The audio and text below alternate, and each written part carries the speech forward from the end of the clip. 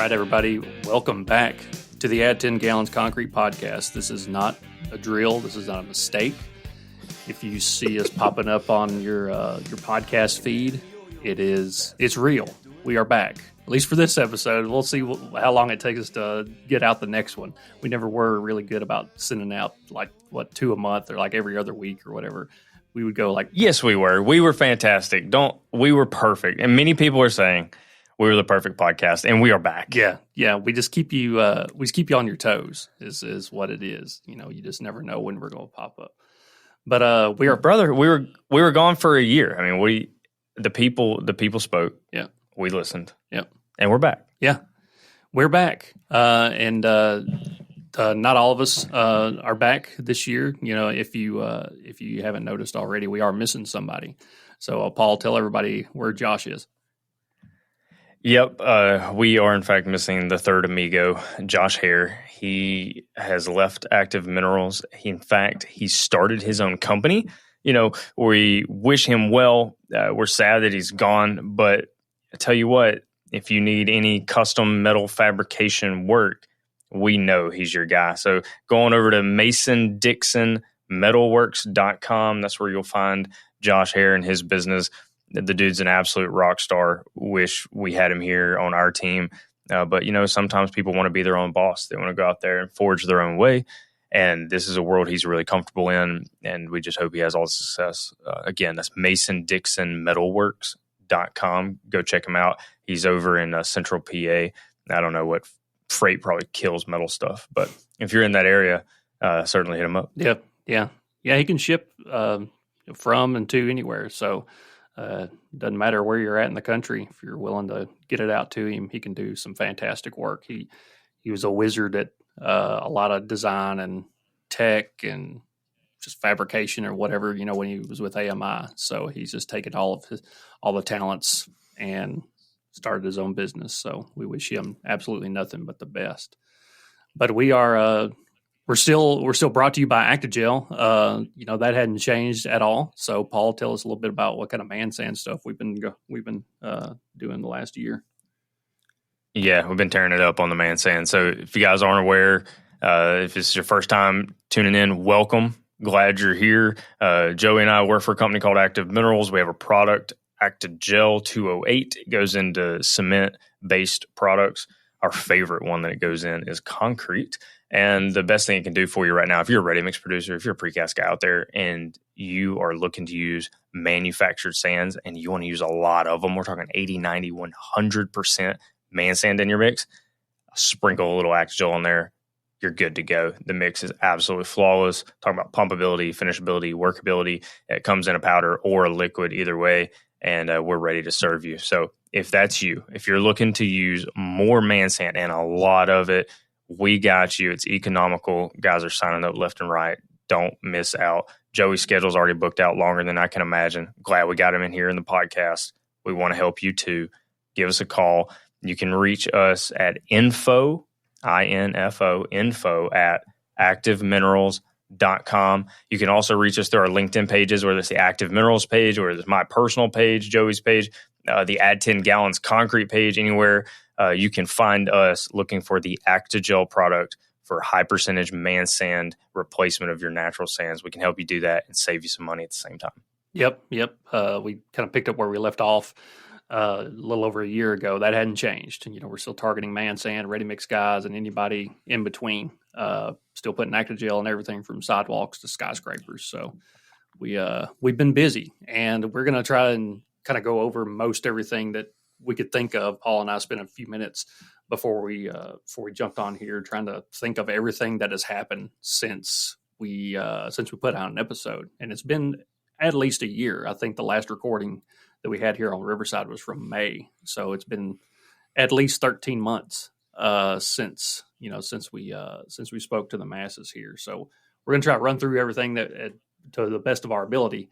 I think the biggest thing that has happened in the last year, as far as Active Minerals and Actigel, is our new owners, and Active Minerals was recently bought by Huber, and Paul, I'll let you kind of take over and kind of give a few more details on the acquisition and kind of what that means going forward. Yeah, at the time of this recording, like as we're sitting here this morning, it was 14 days ago. The keys of this company were handed over to J.M. Huber. We welcome our new overlords with open arms. I got to sit down with them last week in Houston. Let me tell you, these are the kind of people you want to work for. It's not just a family-owned company that does billions in revenue, but like they're down to earth. Like these guys get it. Like they're in the construction space. They're in the construction world. If you're building houses, Advantech is probably a product you're familiar with. They're the guys that make that. So J.M. Huber, it was awesome last week. Went through, the company with them and the Actigel stuff. Just, they lit up like a Christmas tree when we're talking about it. So all the folks out there that are new customers of ours, that are buying the Actigel, the future customers that are buying the Actigel, just know that the new owners have our backs. They have your back, and we're going to keep pushing it out in the world. And they will leave us as Active Minerals. So we're just going to be a J.M. Huber company. So we're just going to be Active Minerals, a Huber company. So nothing changes on that end either. So you just keep looking for us. All the places you've been finding us, you're going to find us there. And on top of the new owners, we've got a bunch of new customers. So I just want to say thank you to you guys. The new Ready Mix folks that have jumped in. It's been a long time. The amount of tests that we've done with you guys, it's just been a learning curve for everyone. And to see the things that we saw in the lab in 2020, seeing them in the field even now in 2024, and seeing that come to fruition it's just huge for us. And Joey's been working with so many guys down in Alabama that have turned that switch on, and just really appreciate you guys. Yeah, we've been busy, and it's a long time coming for some. The sales process, I guess, is a little slow compared to some other industries, I guess. But we're kind of accustomed to it, I guess. We just know just how things work, and so there are a couple of these companies that we've been talking to for literally years, and kind of off and on. Just and it just wasn't the right time. Too many irons in the fire. A couple other things that we'll talk about later in the episode. You got 1L Cement that has been going across the country, and sand supplies, and there have been there was a lock on the Tombigbee River down in Alabama that hindered some sand transport, so that accelerated some things and held up a few other things. So there's just been a lot of stuff going on in the concrete world, but we've navigated the waters, no pun intended, with the Tombigbee River there, and but not just ready mix. We've got new plaster customers. We've got a couple more of those that popped up using powder Actigel and plaster, and we've also started our own. Well, we haven't started our own, but we have a make down operation that turns powder Actigel into liquid Actigel. And Paul explained a little bit about that. Yeah, so you guys might be wondering, like, what is Paul and Joey and Josh been doing for the year that they were gone? Well, Josh went and started his own company and started a family too, by the way. I don't think we touched on that. So congratulations to him and his little baby girl. Joey and I have been traveling all over the place. And one of the places we kept going back to is Canada, because the Actigel goes into cement-based products. One of those is mine backfill. So if you're not familiar with mine backfill, imagine you're running a gold mine or you're running a nickel mine or one of these things, and the valuable mineral you want is like down below the ground, like a mile into the earth. So they'll dig a tunnel down in the earth. They'll take out a cube of earth at a time, like 20 meters by 20 meters by 20 meters cubed. They'll take that whole cube of earth back to the surface. They'll process it. All the stuff that's not valuable, it's just like regular dirt. Well, they try to put it back down into the hole that they created. And they'll add cement to that as well. So Actigel stabilizes that, allows it to flow, get into place, not segregate, and meet the strength that it needs to meet with a little bit less cement than normal. And for a long time, we've been sending, the people who are going to hear this think we're crazy. We've been sending liquid Actigel from Georgia to Ontario because that was the cheapest way to do it, what everybody was wanting to charge us to turn powder Actigel back into liquid. And so finally, I don't know if it's good or bad, better or worse, the rates on logistics went so crazy during the post-pandemic era that it finally made financial sense for us to put in a make-down station up in Ontario. And it took us, goodness gracious, it took us like 8 months to get that finalized, in place. Love our partners up there. Could not be happier with a company called Reliable Industrial that is up there just crushing it for us every week. So appreciate them. But I mean, I don't even know how many gray hairs I've managed to grow just during this conversion process, because that's a critical customer for us that they're serving, critical area that they're serving. And, you know, if we screwed that up, I'd be in a world of hurt. So, if you screwed that up bad enough, I might be the only one here right now. No, just kidding, kidding. But Paul's been working super hard on that, and it helped out a lot. Congratulations. And along with Canada being kind of your second home off and on for a little while, you also bounced around the world. So tell us where all you went across. You know, we've got a lot of good partners around the globe, and Joey and I support them from a technical standpoint on cement-based products. So we're in the UK, we're in Germany, Canada more times than I can count. And, you know, just supporting those folks. Joey was all over the U.S. You know, he was in Arizona, Texas, Florida, getting around helping the folks that help us. So, you know, folks out there that are looking to get involved with Active Minerals and Active Gel, we got a whole network of guys that are going to support you. So feel free when it comes time to work to know that you got that background network is there, the support is there, the logistics are there, the people are there to help you out no matter where you are. And one of the other places that we went a couple times was Georgia. We moved our concrete lab. We had the concrete lab up here near me. You know, we've actually moved it back down south. So Active Minerals has like a whole technical center. Technically, we got two R&D facilities. One's in Houston, the other one's in Georgia. And we moved the concrete lab down to the one in Georgia. So that was kind of fun in a way. You're essentially rebuilding another concrete lab and get setting all that stuff up and everything. You know, there's always a little joy when you're done with it and you look back and you're like, yeah, this is, you know, you could really make some mud in here. It looks good. Mm-hmm. And Paul mentioned Texas. I actually went down to the American Shotcrete Association, their Shotcrete convention. They've had it now for a handful of years, in February, early March, and it was down in Austin, Texas. And I spent a few days down there. It's always just a wealth of knowledge from all the folks at ASA. And there's something a little different every year. And they just keep preaching the good word about shotcrete. And we've got to know a lot of those people around there because we've been involved with ASA now well over a decade, probably 11 years now. And they actually asked me to kind of help with a little bit of media as far as interviews. And this was more for promotion for the 2025 convention.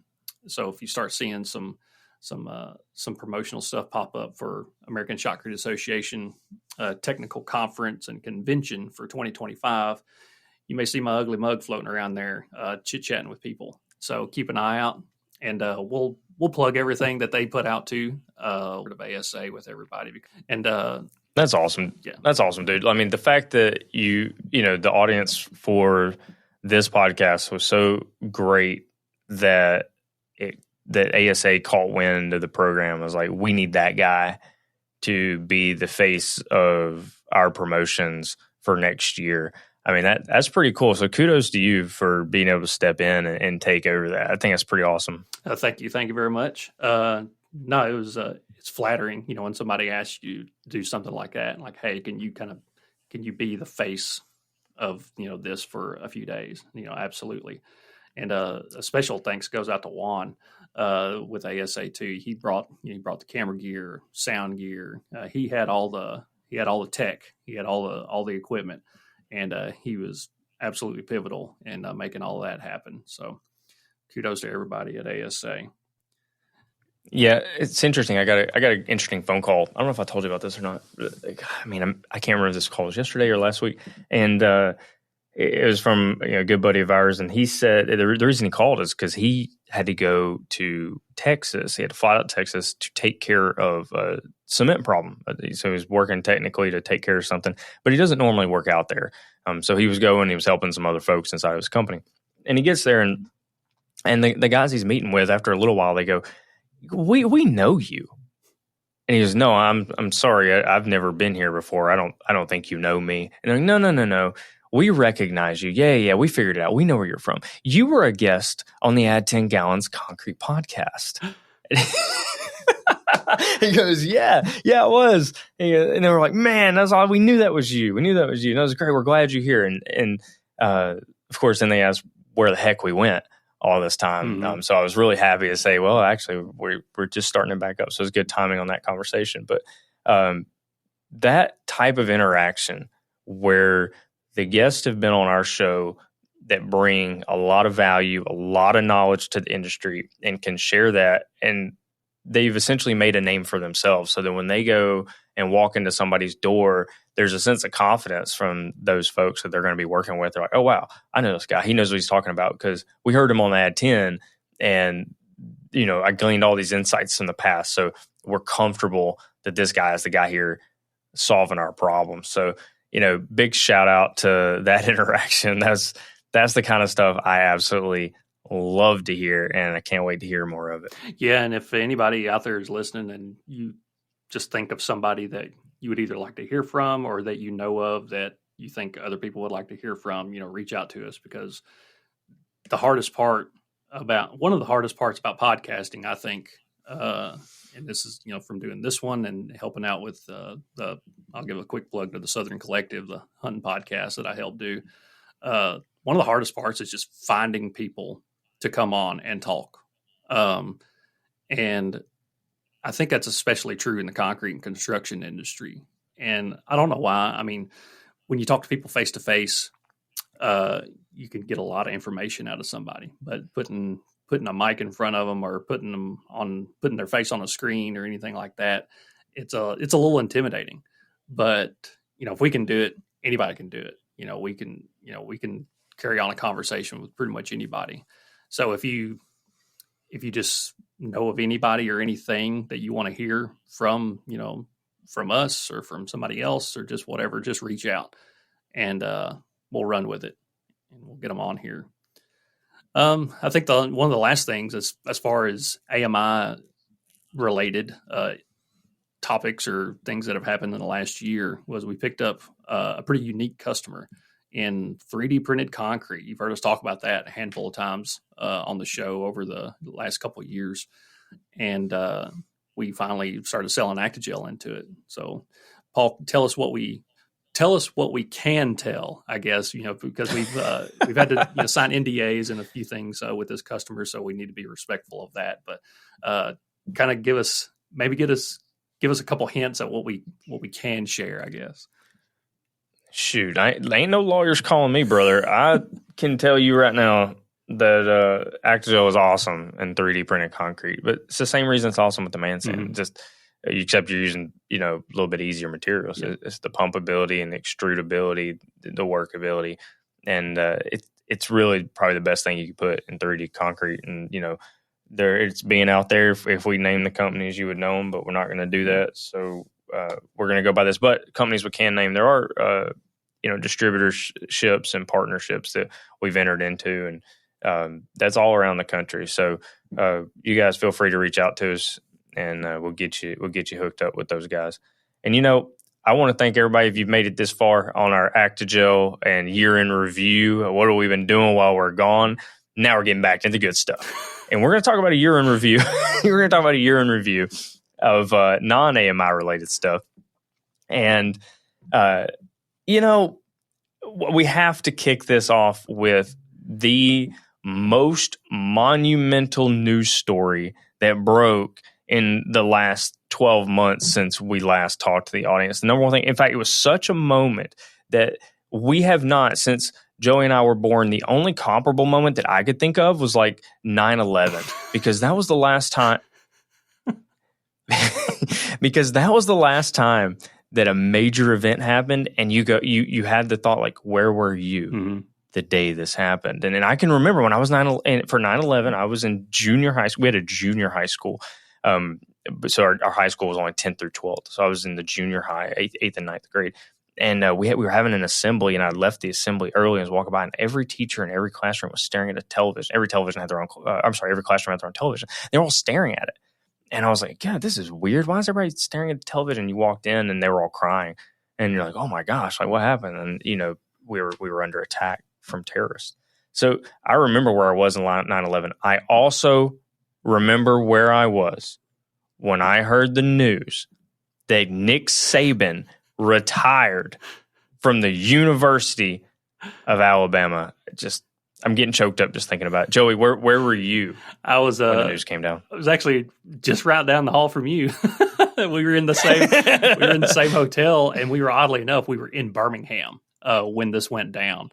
And that's what made this this event, I guess, that much more memorable, because we were in the heart of Bama country when all this went down.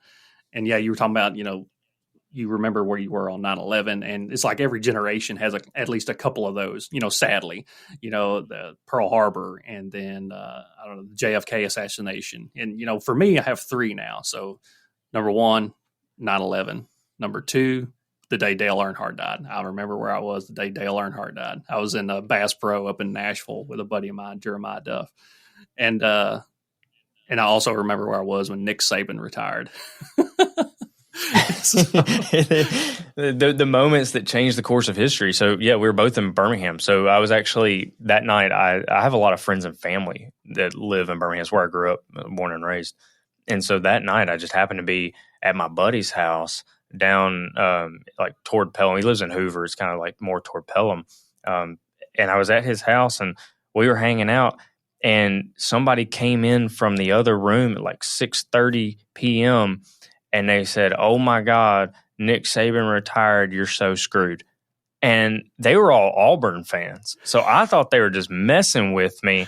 And I pulled up my phone, and sure enough, every outlet, every story, my phone blew up with messages like, what are you going to do? How hard are you crying? All that kind of stuff. Mm-hmm. It was, I remember sitting on that couch in that garage and just being like, my life is over. Like, what are we going to do? And then you see all the 5-star recruits leaving and all this stuff. Oh gosh, just awful. So, I really hope that new coach, where's he from? Where's he even from? Washington, which kind of leads us into the next item on our year in review, our work year in review. And you'll notice, we got, let's see, 1, 2, 3, 4, 5 topics that we want to discuss. Every single one of them is about college football. So the podcast is back. Yeah, so we are back. So the guys from Washington, I forget his name, sadly. So that's up to DeBoer. That's right. But he was the coach at what a weird name. At Washington. It was Washington, and who else went? Who was in the Natty? Michigan. Washington and Michigan made it to the national championship. And how we let two Yankee schools get to the national championship is beyond me. That's probably why Nick Saban retired. He was like, okay, this is I'm out. I just can't handle this no more. No, we can't be letting these Yankees get to the championship. I didn't even watch the championship. I was so I think I watched 5 upset that there was no team from the South in it. And I was like, well, I don't have a reason to watch this. And, Bama made the Final Four, but let's be honest, that team didn't really deserve to be in there. I think we just got put in there because of who it was. Mm-hmm. And, people wanted to complain about Florida State not getting in there, but they kind of sucked too once they lost their starting quarterback. So I think anybody who was in that fourth spot probably would have lost. And Michigan went on to win the whole thing, and they lost their coach too. Mm-hmm. So interesting times in the college football world out there. Yeah, the coaching carousel took some crazy turns this offseason. And luckily enough, knock on wood, Tennessee was not part of the coaching carousel. So anytime that we are not part of a coach search is a relief to us anymore, because we had about a decade of it. So like every 3 years you're in the coaches market. It was bad. But we'll see what this upcoming season brings. And one of the other major stories going into the season is Texas and Oklahoma coming to the SEC. So I honestly don't know, when does that take effect? Is it after baseball season? I guess when technically baseball season is over with, is that kind of the end of college sports until football? Or I don't really know how all that works. Dude, I don't know. All I know is the 2024 football schedule has Texas and Oklahoma on it. Mm-hmm. And, I mean, does this mean we like Texas now? How does this work? I mean, I guess – I don't know, because we don't even have divisions anymore. We don't have an East and West It's division. a free for all. So it's like it's free for all. I don't know. It's going to be weird. Like I've always had, I don't know. I don't want to say like a special place in my heart, for Texas, because I know a bunch of folks from Texas, and I've kind of halfway kept up with them over the years just through them. But I always thought that it would be cool to have a Tennessee Texas annual game, like the UT Bowl or something, the UT rivalry or something like that, the orange and white game or something. I don't know, whatever you want to call it. I just always thought that'd be kind of cool, and because of the history, it was Texas should say thank you to Tennessee every year for saving them from the Mexicans back in the day, and for Texas actually becoming a state, because Tennessee legit, they sent a whole bunch of volunteers. This is where the Tennessee Volunteers comes from. They sent a bunch of volunteers down there to fight for Texas, and we bailed them out. So you're welcome, Texas. Yeah, I now that I think about it, I don't know why we don't hear a big thank you for them every year, and now we're letting them into our conference. Mm-hmm. This seems backwards. They should be paying us. We shouldn't be paying them. Yeah, and we even let them have a Manning for a quarterback. Like they're just in debt. No, they're almost in debt as much as Tennessee is as far as coach buyouts. Yeah, coach buy. Yeah, I almost said that a minute ago, and you're like, we've been changing every year, but I was going to let that slide. So I'm glad you brought it up though. But the Big Ten also got rid of their divisions. Yeah.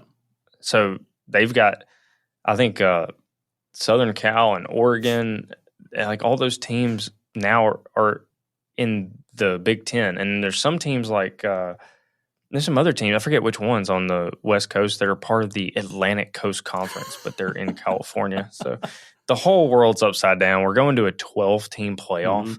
Mm-hmm. And I'm kind of like, in some ways, I'm happy about that. I want more college football. I like the good games, but at the same time, I mean, these kids are going to be playing like 17, 18 games in a season. Yeah.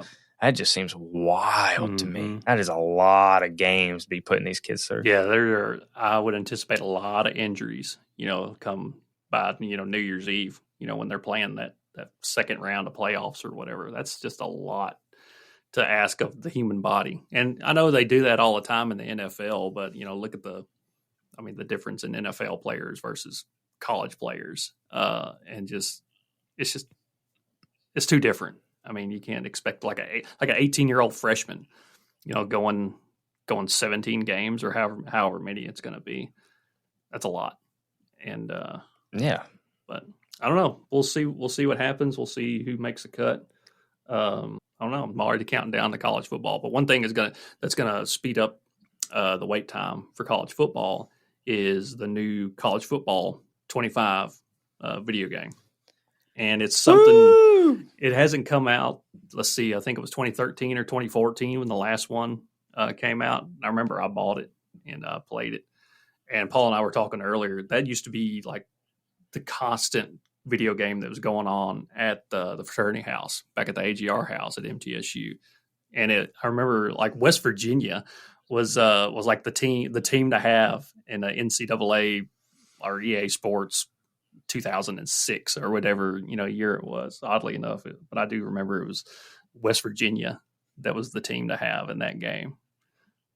I try to tell anybody that'll listen, if you didn't play it back in the day, then you don't really know. But that West Virginia team had Pat White and Steve Slayton, and both those guys had like 99 rated speed. And so if you really wanted to dominate, then you'd give them the Urban Meyer Florida Gator playbook with the West Virginia squad, and you just sit there and run those little speed options. You couldn't stop it. Couldn't stop it. Yep. Unbelievable. That was the best game.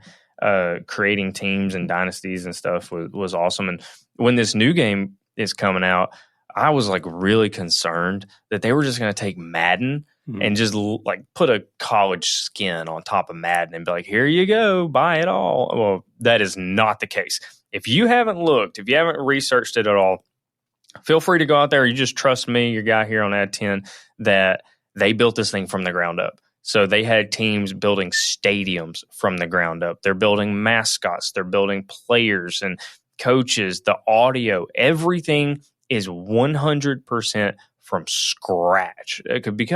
Because two things. One, the last game was built in 2013. It was the they name it the year later, so it was 2014 NCAA had that quarterback from Michigan was on the cover, and it was so long ago that the technology to build games and the engines that everything's built on are brand new. It didn't exist, so there really wasn't much you could just copy and paste into a new game. Number two, they didn't want it to feel like Madden. They wanted it to feel like college football, and that was something about the old game that was true. The Madden gameplay and the college gameplay, the systems were different. They were just different systems, and they wanted to actually keep that. So I really appreciate that was the case. And over at EA Sports, they opened it up to like internal people first. They said, "Hey, does anybody in the company want to come work on the college football game?" They were flooded. They were having to turn people away because everybody wanted to build this game, and I cannot wait. I haven't bought a video game since, I think 2018. Maybe before that. 2017, 2016. I don't think I've bought a video game in like 7 or 8 years. Not for me. I bought some for the kids. Yeah. I haven't bought any for me. This next month, it's already in the family budget for July.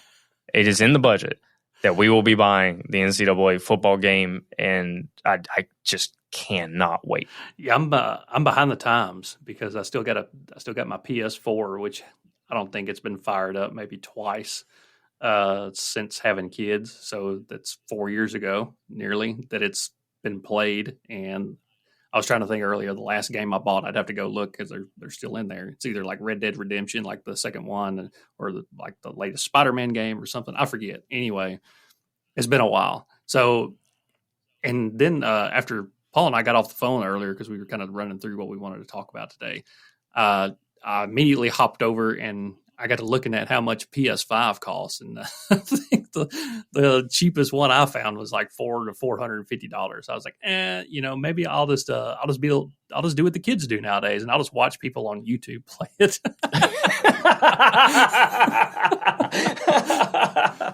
So that'll be how I experience it. And with the internet nowadays, there's going to be so much hilarious stuff come out of that game. I don't know if they'll do. Like, I remember when Grand Theft Auto 5 came out, and ever since then, there's been like modifications, and I don't know anything about tech, obviously, but there's been like so many different versions or things that come out of Grand Theft Auto. I hope that comes out with the new college football game. Just like have Superman as your running back or some dumb crap like that. That's kind of what the stuff that they would do with Grand Theft Auto. They'd put Superman in there, like they'd have the Hulk or, superheroes and everything else. Well, the reason you can do that on those games is because you're playing them on a PC. So if you have the PC version, if you have a PC version, and it's like, running on a JavaScript, then you can go in and you can create mods for that. I only know, I don't know that like in and out, but I know a little bit because my daughter does that with Minecraft. So she can go in and build mods and stuff, and it is neat with the football. That would be hilarious, actually. Now, one thing I think it will have is the NIL component is going to be built in. If we're having to pay a quarterback $8 million to like come in our booster collective, I don't know. Like, how are we going to do that? I don't even understand how the NIL works in real life. I really hope that Tennessee has some kind of McDonald's bag just stowed, like an Easter egg, something or another, stowed away in some cut scene or whatever. That'd just be absolutely hilarious. Oh my gosh, that would be absolutely epic. So yeah, we're looking forward to college football. Both digitally next month and also when the games start up and at the end of August. So it'll. Hey, before we finish that segment, what if Lane Kiffin is like playing an away game at your stadium? Do you throw mustard bottles at him? Is that maybe? Is that an option? Maybe if we get the PC version, then maybe we can hurl golf balls and mustard bottles from the stands and just make it real and have the Vol Navy. We'll throw the goalpost in the river if we beat Alabama again. So that'll. Oh man, I can't wait. I can't wait to watch on YouTube what other people do with that game. Well, people want to we want to give the kids a hard time about like, oh, why don't you play the video game? You want to watch other people play it. But I kind of liken it back to like we watch baseball and football. Yeah, watch sports. And we watch that on TV because we want to watch people who are the best at it and watch them do it. And I feel like it's the exact same thing. Yeah, I mean, name any kind of pastime, industry, livelihood, whatever. I watch a lot of hunting videos. I like to watch people that are very good at it, and I like to learn stuff from it. And you're into golf. I'm sure you watch a little bit of golf stuff on YouTube. And there's racing. Literally name anything, and you want to watch the best people in the world do it. And if you don't want to watch the best people in the world do it, you want to watch the worst people in the world do it and get some humor out of it. So for a long time, like with my daughter, if we were watching something on YouTube, like one of these Coco Melon videos or something, and then we would go, that was like, if you opened up my YouTube, that's like all it was, right? All the recommended videos was like these kids things. And there were a few times, it happened more than once, by the way. So there were a few times where like Josh and I would be, RIP, would be out in a customer's thing, and we'd be showing them something. I'd pull up a YouTube video for the Actigel, and all of the recommended things were like Blippy and Coco Melon, and everybody just started laughing at me because it looks like I'm a crazy person. It's mine looks the exact same.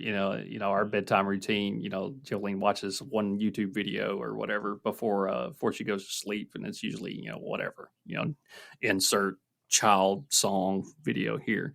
So yeah, when when my YouTube feed pulls up, it's Coco Melon, Baby Shark, 90s WWF videos, turkey hunting, old NASCAR videos. I mean, it's just a random redneck plethora of videos there. Well, we opened up a YouTube Kids account and set a bunch of parameters up, and so now Becca's got her own thing, so it doesn't look that. Now you open mine, you see concrete videos and golf videos. Yeah, that's pretty much it. Yeah. So that's everything that's gone on and everything we're looking forward to as far as non-work stuff, and we're gonna shift back into the concrete world. Not particularly. We're like 40 minutes. We're like 40 minutes into a concrete podcast, and now we're gonna start talking about concrete. We're back, baby. Yeah, it's a lot to catch up on, and we've had a lot on our mind, and we'll try to breeze through the rest of this stuff. But we did want to bring up a couple things as far as hot topics or just trends or events. It's things that we miss. It's things that we missed. Yeah. So the fact that we haven't been here for a year, there are things that have happened in the concrete world that we would have normally touched on. Yeah. We would have given you some kind of detailed insights or opinions, analysis. We would have talked to people about some of these things. And so when Joey says we're going to breeze through them, what he means is like instead of taking 10 minutes on each subject, like maybe in the past we would have given a 10, 15, 20-minute segment on something that deserved that kind of time. And we at least want to hit the highlights on some things that have happened. And, the first thing that I think of is we saw the full conversion to 1L cement. That really hit last year. I don't know if there's any plants hardly. There's a couple, but it's very few that are making like true type 1-2. And so with all these 1L cements out there, the industry had to adjust. And, and then I want to just quickly sort of advance that conversation here and say, everybody's already looking to what's next. So if you're out there and you're a concrete producer, you're a concrete contractor, and you're saying, man, I'm still trying to get my hands around this 1L, well, there's more coming. And the next thing that's coming is they're going to start replacing clinker with calcined clay. And we're pretty tied into this because although we talk about Actigel here a lot, Active Minerals' primary business by volume is actually kaolin clay. We're a kaolin clay producer, and calcined kaolin is going to be like probably one of the number one things that's used as a clay replacement in the place of clinker in these cement formulations. They're talking, some people I think are going to start a little small. They're going to go 5-10% replacement of the clinker, but really the goal is LC3. If you haven't Googled LC3 at any time in your life, look that up. It's a 30% replacement of the clinker with a calcined high alumina source clay. So that's the future, and it's coming, and it's coming quick because what's happening is these multinational companies that are based in Europe are having to accelerate their technologies because they're trying to meet these self-imposed goals, and a lot of them are set for 2030. Wow. So if they're talking about carbon reduction, CO2 emissions goals, trying to get closer to net zero. We're not going to be there, but as we get closer to there, 2030 is like that next milestone. So if you're thinking in terms of concrete and cement technology, the cycle of technological development and approval and implementation, that's like a 10 to 20 year process. This is a very slow moving industry. So if we're 6 years away, like how close are we to them being able to flip on that switch and be commercialized? You got to think it's right around the corner. So when we talk to these folks, we believe that that is the case and it's coming. You know, my hope for this industry, because I absolutely love this industry and I want it to flourish. I want everyone to do well. I want the cement guys to do well. I want the sand guys to do well. I want the rock guys. I want the actual concrete guys and everybody in between, up and down the chain. I want everyone to absolutely crush it. And when I look back on the type 1-2 to 1L transition, which kind of started in 21, everybody sort of flipped the switch in 22, and now we're here in 24, and a lot of that dust is settling, and it was a mess. Mm-hmm. And if anybody wants to try to tell you different, then they're an isolated case, or they're just not telling the truth. Yeah. But if you're looking at it macro, there were some plants that did really well. There's some plants that did really poorly. Mm-hmm. And the problem, why was it a mess? If some of them did well and some didn't, why does that constitute a mess from like industry as a whole? And the problem is because of the messaging. And the messaging that we got from the cement companies was it's 1-to-1. You're going to go from the cement you had to this new cement. You're not even going to notice the difference. Everything's going to be fine. Don't even worry about it. But the winter of 21 going into 22 was a cold winter. And it was a cold winter in the South especially. And when that happened, we learned a whole lot about 1L that we just really didn't know. And you don't know until you get it out there. And so when we saw that those issues were prevalent, and we're still finding new issues to this day, because cement's a natural product and you're going to have fluctuations. And when you have something new, everybody likes to blame the new thing.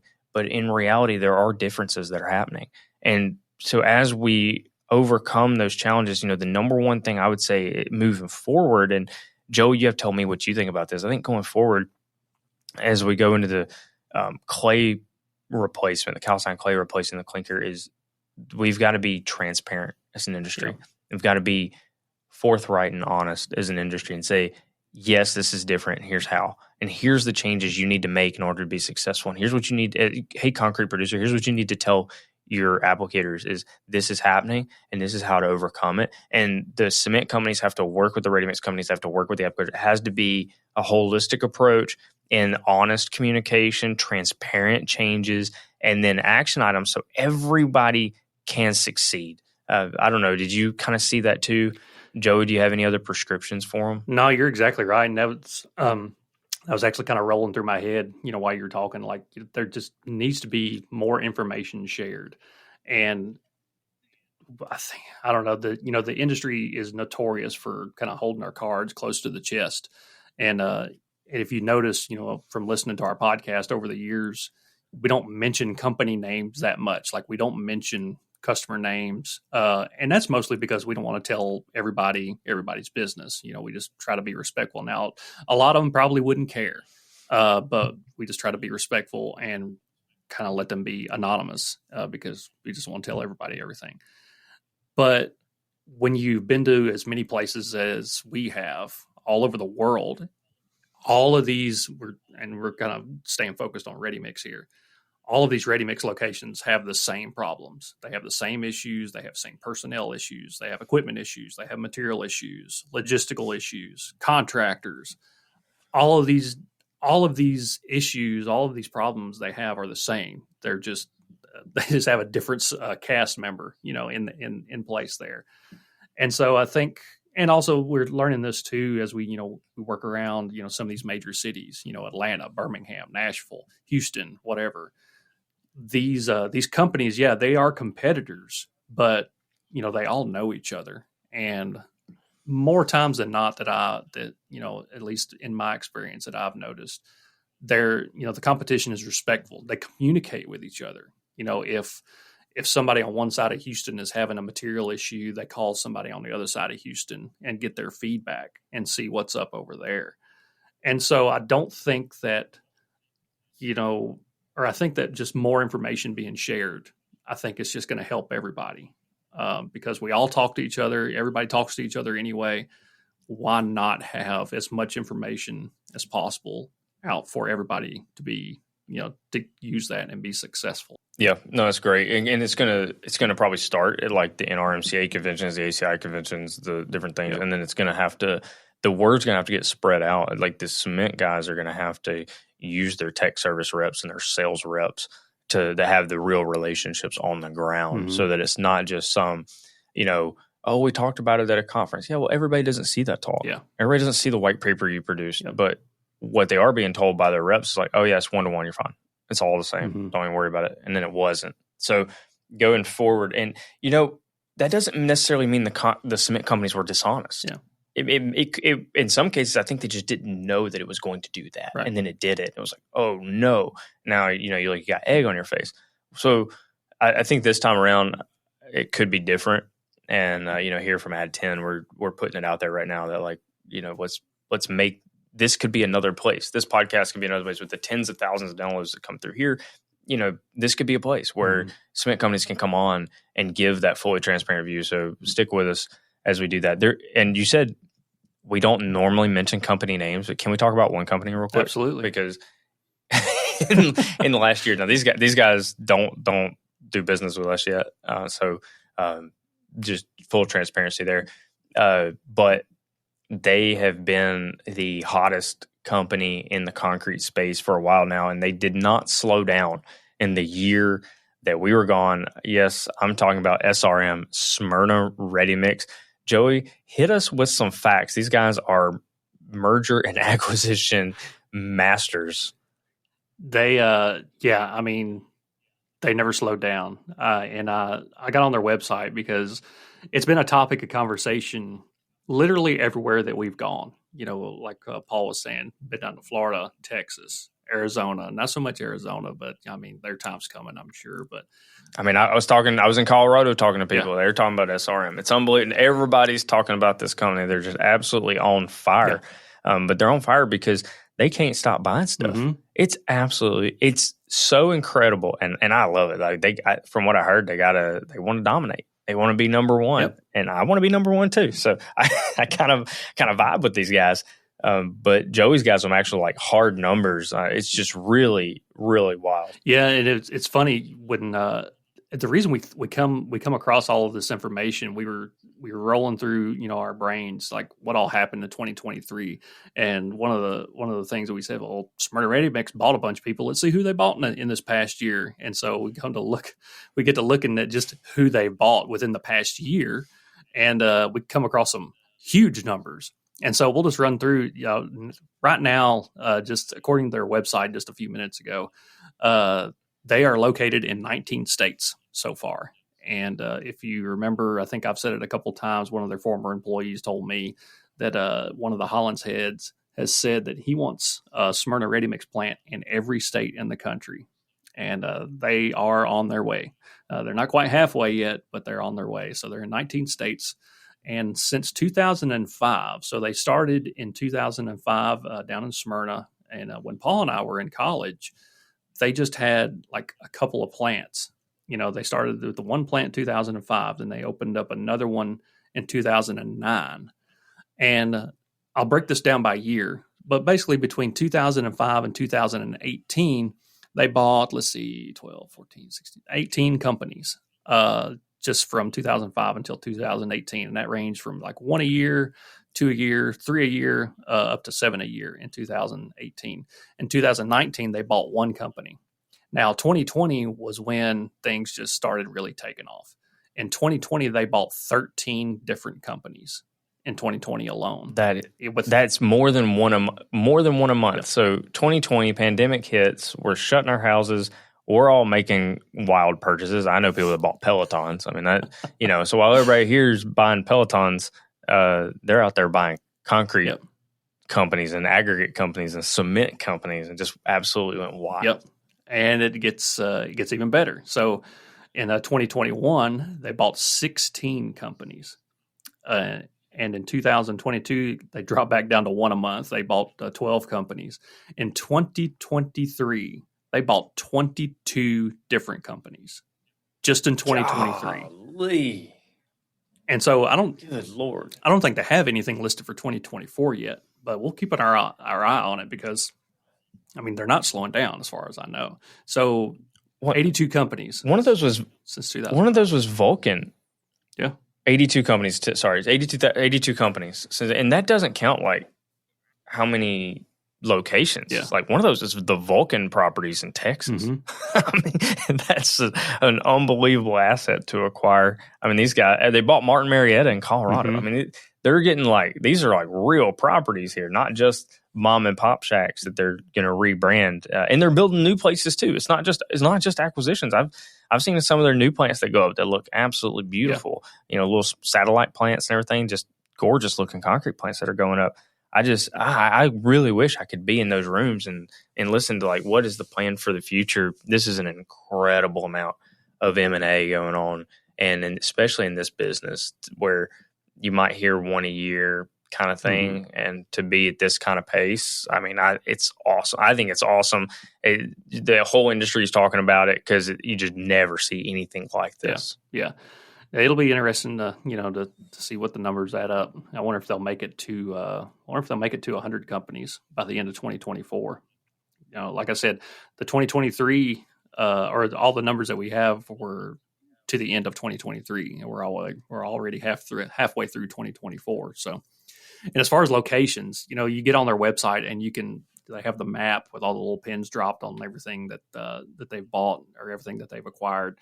The cement terminals, there's a couple of harbors, aggregates, anything and everything block. And so I kind of want to get back on there one day and literally count how many locations that they have with SRM over the door. And I think it'd be insane the amount of locations they have. Yeah. Yeah. It'd be insane. Talk about story of 2023, that many acquisitions is wild. Another cool thing that happened back in this year in review was our friend Dr. Tyler Lay. We all know him. He's got some excellent YouTube videos. He's all over the place. He's basically the concrete Yoda, and he would appreciate that reference because he's a huge Star Wars nerd too. But he actually had a feature on CBS Sunday Morning. They did an interview with him. And I think they followed him around World of Concrete this past year, and they followed him around with a camera. And our very own Paul Finley had a cameo in that little segment for like a split second. Literally a split second. Yeah, I love that guy. Dr. Lay is the man. Nobody has more energy or passion for concrete than he does. And to see like the fact that he's an inventor, mm-hmm. He's not just doing like academic research just for the sake of academic research, but he does like literal inventions and helps companies, and just love people like that. Belkowitz is another guy who's kind of in that same mold. Just nobody loves it more than him, and he's an actual inventor. He's out there changing the industry. Love guys like that. Yes, that video at World of Concrete, there is one part where I look like a little child standing there just smiling as Dr. Lay hugs somebody else, not me. So it's it was a good little segment. So if you guys Google that on YouTube or whatever, Dr. Tyler Lay's CBS Sunday Morning, it was a pretty cool thing to see that the concrete world's getting a national audience like that. And who better to be our spokesman than Dr. Lay? So it was pretty cool. Yeah, absolutely. And last thing we'll talk about as far as spokesmen and representing the industry. And it's hard to even do a concrete podcast anymore without mentioning CIM program in nearly every episode. And I think we basically do. But we have, justifiably so, because they are an amazing program and they do incredible work for the industry. They keep pumping out some good talent. And one of the cool Well, things. hang on, real quick. Before you jump into that, we might have some new listeners here that aren't familiar with the CIM program. That's the Concrete Industry Management Program. It's also the Concrete Construction Program over at Middle Tennessee State University. That's the flagship. It is, in fact, in 5 different universities. So you don't have to just go to Middle Tennessee State, but that is where Joey and I went, and we went through that program. And if you look at the graduates that came out of there and where they're at now in the concrete space, whether they're working for fiber companies or cement companies or aggregate companies, you're talking about some of the best that are out there. And it's because they went and got a foundational experience in running ready mix operation, what ag mixtures actually do for the concrete, cement chemistry, and hands-on experience and internships. And so when they got out in the world, they were ready to go into really good jobs in the quality department or low-level management jobs, and you could plug and play right in because they had a little bit of business acumen, but they had a lot of technical understanding of why concrete and cement do what they do. And it was so easy to integrate them into companies and promote them into management really, really quickly. So the industry were very, very proud of that school. The industry's proud of the school. Joey and I are huge fans of the program. And now I'll let you get back into something new that they did recently that we're also big fans of. Yeah, the industry, as pretty much anybody knows, it's very male dominated. Like, to see a female in almost any aspect of the industry outside of the office or anything like that is almost unheard of. It's like finding a unicorn, essentially, to see a lady out like in the field or in any other position for that matter. But one thing that CIM has really done well is just promoting our industry to the females of the world, and you got to give huge amount of credit to Dr. Brown for that. Dr. Heather Brown, extremely smart individual. She made CIM what it is today. I mean, I don't have any shame in saying that. She grew CIM, made it available to anybody, everybody, male, female, didn't matter. And I think the amount of ladies that we have in CIM now can be just directly attributed to her and all the work that she's done over the years. Well, and then you give credit to some of the people that came early. Jesse Ann Boone, Natalie Martin, not just that they came in and crushed and are successful now, but they're giving back. Yeah. And they're giving back to the school. They're giving back to the community because they see like, wow, there's no reason that this industry can't be littered with great female talent, because it's the industry itself is not closed-minded. Mm-hmm. The industry is not saying, "Oh, we don't want their kind over here." It's not like that at all. It's more of exposure. Yeah. And if you let the women know that you have a place here and you can absolutely succeed here, it's just about exposure. Let them know like what they can do and what they can be a part of, and that's what this event that they just had over at the CIM building at MTSU. Which Joey's about to tell you about why it's so incredible. Yeah, so several weeks ago, they invited over 200 ladies, just young ladies, and I'm not sure. Let's see, they came from mostly high schools, so Oakland High School, Central Magnet School, Riverdale, Smyrna, Laverne, Blackman, all kinds of different high schools in Murfreesboro area, Rutherford County, Middle Tennessee, that whole area. There were 200 ladies that came to the building to learn the trades and that make concrete great, and how a CIM degree can lead to management positions where more and more ladies are showing up to the job every day.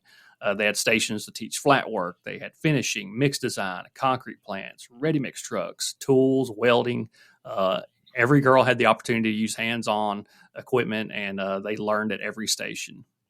So just things like that, like that's a huge event. Like you don't hear about stuff like that anywhere else, with pretty much any other male-dominated industry that I know of. And maybe they do. I don't know. Maybe you see, some kind of welding operation that hosts some kind of female-focused event. But CIM had 200 girls that could potentially come to MTSU and get a degree in concrete, and maybe not even focused on concrete, just construction in general. It's the positions, the opportunity is limitless on what you can do with a concrete and construction degree. There's so much that you can do. And college degrees are kind of a hot topic in some circles, and we've talked about them on here before in past episodes about, just how relevant or not maybe a college degree is nowadays. But if there is one degree that I would say that you can get, bachelor's degree that you can get it at a university, it would be this concrete degree.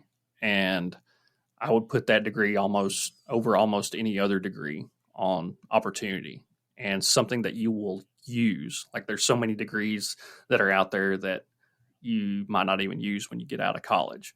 But a concrete degree, you can retire in the concrete industry. You can use that degree for 40 years after you get that degree. Yeah, agreed. And it's interesting because when someone first told me about the program, I was like, no, I don't want to go to vocational school. Yeah. I want a real degree. And but then when I actually toured the department, and back then I met Dr. Brown, and she, sold me on it. And I realized, oh, okay, I was way off. Mm-hmm. Like this is what the industry is craving, these graduates, and they still do. Mm-hmm. And now, that's what's incredible. In fact, the programs are expanding. South Dakota State University, they just had their first graduate, and it was a female. Wow. So congratulations to South Dakota State and their first graduate. Look forward to their, I think we're about ready. We're about an hour in, about ready to wrap up this podcast. We appreciate people listening to our year in review, listening to the stories, commiserating with us as Nick Saban has retired from the University of Alabama. Where were you? Hit us up. Let us know, where were you on that day? Do you remember where you were? And the last thing I'll say, my parting words for today's podcast is, if you're a sand producer and you're delivering sand with a 2.7 FM, stop. Stop it. Give us good sand. We're tired of it. Yeah, that's another topic we didn't really get to hit on, but we are definitely going to talk about that more, because sand is disappearing and it's getting worse what's left. So yeah, we'll wrap it up here for this reintroduction, I guess, of the Add 10 Gallons Concrete podcast. We'll try not to be gone a year after this one. We'll try to have you another one out in another couple of weeks, and we'll be back on our regularly scheduled program, interviews, whatnot. So we'll be talking about 1L cement. We'll be talking about sand. We'll be talking about Smyrna Ready mix and clay and cement, and you name it. We still gonna talk about it. So y'all hang in there with us, and we'll catch you next time. Look at them yo-yos, that's the way you do it. You play the guitar on the MTV. That ain't working.